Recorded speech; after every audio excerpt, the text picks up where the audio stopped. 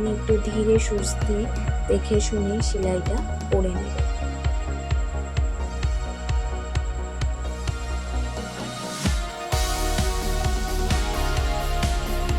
তো আমার প্রথমে সেলাই করাটা কমপ্লিট হয়ে গেছে।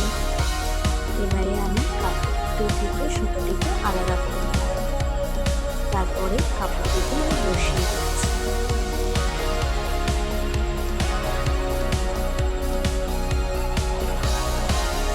আমার মেশিনটা যেহেতু জিগজ্যাগ করে আমি একেবারে করতে পারি না, তাই আমাকে বারবার টেপটা তুলে করতে হবে। তো আমি সেটাই করছি।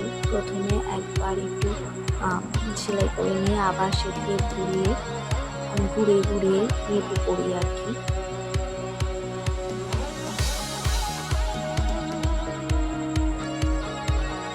যে জায়গাটা সেলাই করবেন সেটিকে ডবল সেলাই দেবেন, তাহলে আর সেখান থেকে আর সুতো বেরিয়ে যাওয়া বা সুতো ছিঁড়ে যাওয়ার চান্স থাকবে না।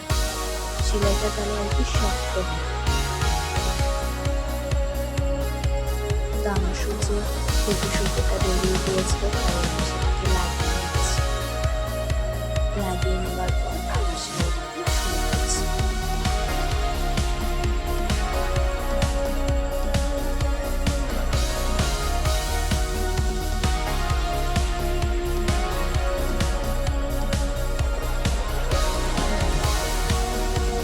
এরকম বারবার ঘুরিয়ে সেলাইটা করে নিচ্ছি। আবার দেখুন একটু ফাঁস ভাবে ঘুরিয়েছি, টেপটা ফেলে দিলাম, ফেলে সেলাইটা করছি।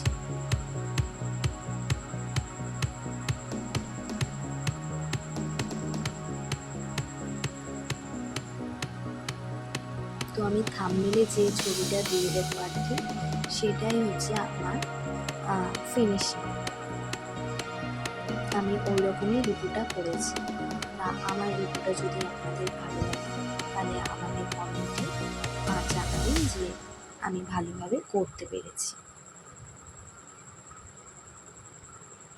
আর আপনারা কে কীভাবে রিপু করেন সেটাও আমাকে জানাবেন।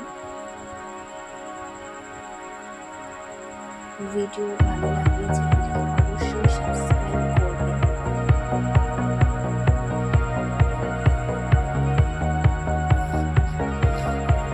আমার ঘুরিয়ে যেহেতু সেলাইটা করতে হবে, তো আমার অনেকটাই হয়ে গেছে।